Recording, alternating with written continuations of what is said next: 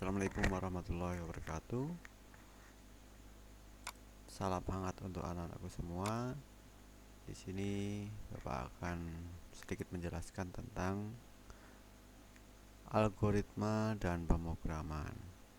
Pada KD pertama ini Bapak mempunyai beberapa materi. Yang pertama adalah ciri dari algoritma. Itu ada 5 ciri, nanti Bapak jelaskan. Yang kedua adalah struktur algoritma.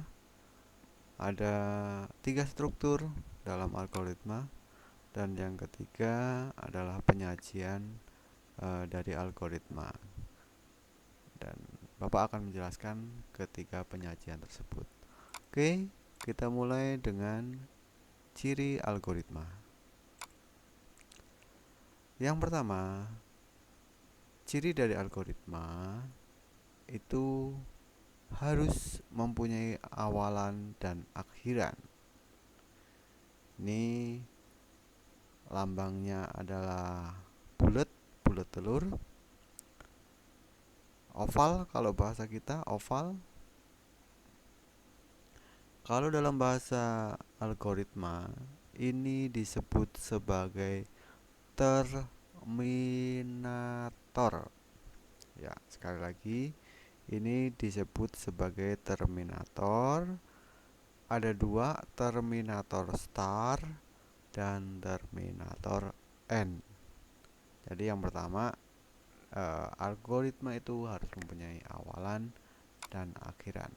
Yang kedua, setiap langkah harus didefinisikan dengan tepat dan jelas. Karena algoritma adalah suatu langkah penyelesaian masalah, maka setiap langkah harus jelas dan tepat, tidak muter-muter, tidak berlarut-larut dan sebagainya.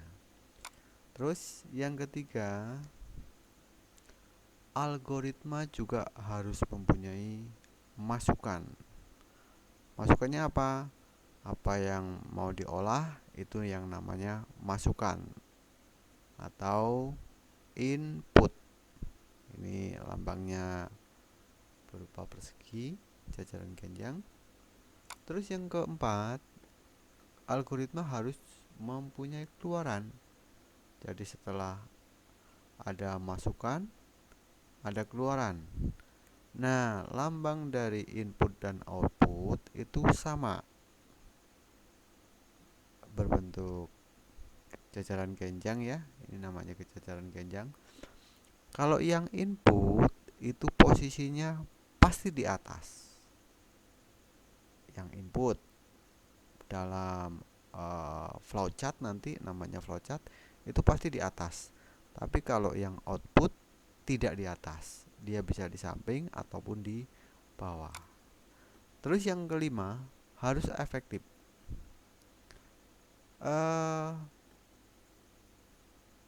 Harus efektif ini maksudnya itu tidak melakukan perulangan yang tidak jelas. Jadi harus efektif, harus singkat. Itu yang namanya efektif. Terus contoh sederhana dari algoritma. Contohnya kita akan membuat telur dadar. Yang pertama, mulai. Ini adalah awalan. Yang kedua, sediakan telur, wajan, piring, minyak, kompor. Ini alat input ya. Nyalakan kompor, panaskan minyak di wajan. Yang keempat, pecahkan telur secara perlahan, tuangkan ke wajan. 5. Balik secara perlahan, tunggu hingga matang dan pindahkan ke piring. 6. Telur siap disajikan. 7. Selesai. Ini adalah suatu masalah, yaitu membuat telur dadar. Dan ini adalah urutan langkah-langkahnya. Pertanyaannya, bisakah langkah-langkah ini tidak berurutan? Atau bisakah langkah-langkah ini kita selesaikan atau kita jalankan secara terbalik? Coba Anda pikirkan, ya, bisa atau tidak. Oke, terus selanjutnya adalah struktur algoritma. Ada 3 struktur. Yang pertama, algoritma itu bersifat runtun atau runtunan, atau dalam bahasa kita harus berurutan. Itu tadi. Kira-kira kalau dibalik jadi enggak itu namanya telur dadar. Terus yang kedua, struktur pemilihan atau percabangan. Ini untuk kondisi yang lebih rumit, di mana kondisi ini minimal mempunyai 2 pilihan antara iya dan tidak. Ini namanya opsi atau pilihan. Yang ketiga, struktur pengulangan.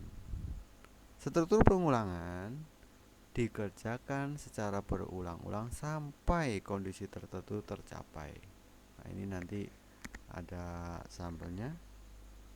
Nanti juga akan Bapak jelaskan pada video berikutnya. Yang ketiga, penyajian algoritma. Yang pertama, Natural Language Programming atau NLP. Ini biasa disebut sebagai bahasa natural atau alami. Kalian bisa menggunakan bahasa natural atau alami, ini bebas. Kalau yang bahasa Jawa pakai bahasa Jawa, orang Sunda pakai bahasa Sunda, orang Lampung pakai bahasa Lampung. Nah, ini namanya Natural Language Programming atau NLP, atau bahasa natural atau alami. Nanti kita ambil satu contoh. Yang kedua adalah menggunakan flowchart. Ini namanya flowchart, diagram alir. Nanti kita cari satu contoh. Yang ketiga menggunakan pseudocode. Dia sedikit ada bahasa pemrograman. Oke. Dari ketiga ini kita ambil sebuah contoh. Misalkan mencari keliling persegi panjang. Ini contohnya.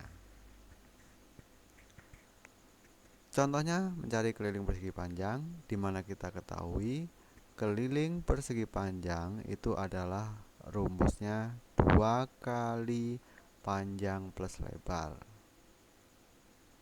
Oke, 2 kali panjang plus lebar. Nah, ini algoritma menggunakan NLP, Natural Language Programming, atau bahasa sehari-hari. Kalau kita menggunakan bahasa Indonesia, mulai masukkan panjang, masukkan lebar, nilai keliling adalah 2 kali panjang plus lebar. 5, tampilkan keliling, ya, persegi panjang. Yang keenam, selesai. Nah, tugas Anda sekalian, coba ini kamu ganti dengan Natural Language Program. Yang bahasa Jawa menggunakan bahasa Jawa, coba. Yang yang orang Lampung menggunakan bahasa Lampung, dan sebagainya dan sebagainya. Oke, ini Natural Language Program. Yang kedua, yang menggunakan pseudocode, ya. Pseudocode di sini udah ada kata-kata input.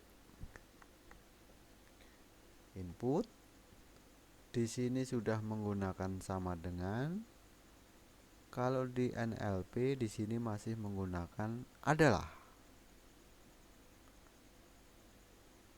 Terus yang kedua, di NLP masih menggunakan X atau kali.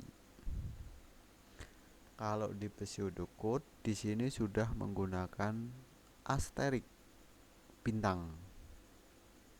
Nih, ya, nanti ini kamu rubah dengan bahasa sehari-hari.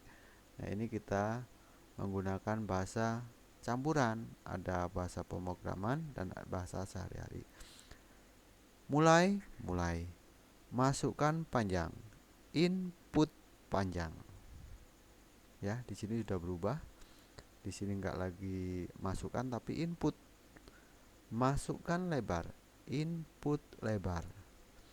Nilai keliling adalah 2 kali panjang plus lebar. Keliling sama dengan 2 kali panjang plus lebar. Bacanya sama, tapi simbolnya sudah berbeda. Tampilkan keliling persegi panjang. Di sini sudah berubah. Print keliling. Selesai. Ini menggunakan algoritma NLP. Ini menggunakan pseudocode. Dan satu lagi flowchart. Mulai, kita ada lambang Terminator. Start. Input panjang, input lebar. Karena ini dua variabel, panjang dan lebar, ini bisa digabungkan jadi satu. Ya, ini namanya input kalau di atas, yang ini adalah output. Input panjang, koma, lebar. Ya, tanda panah. Keliling sama dengan 2 kali panjang plus lebar. K ini adalah simbol keliling dengan notasi flowchart proses. Ini namanya proses. Keliling sama dengan 2 asterik panjang plus lebar. Ini Bapak singkat, harusnya sama dengan ini karena ini nanti terlalu lebar, nggak cukup kotaknya. Bapak singkat. P-nya adalah panjang, L-nya adalah lebar. Ya. Print keliling. Output K keliling. Selesai. N. Oke. Itu tadi satu masalah mencari keliling persegi panjang. Coba sekarang kalian di rumah mencoba mencari volume balok. Dimana kita ketahui volume balok adalah panjang kali lebar kali tinggi. Coba untuk kalian buat 3 penyajian menggunakan NLP, menggunakan pseudocode, dan menggunakan flowchart.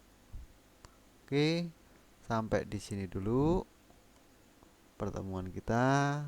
Lain waktu Bapak jelaskan kembali. Saya akhiri. Assalamualaikum warahmatullahi wabarakatuh.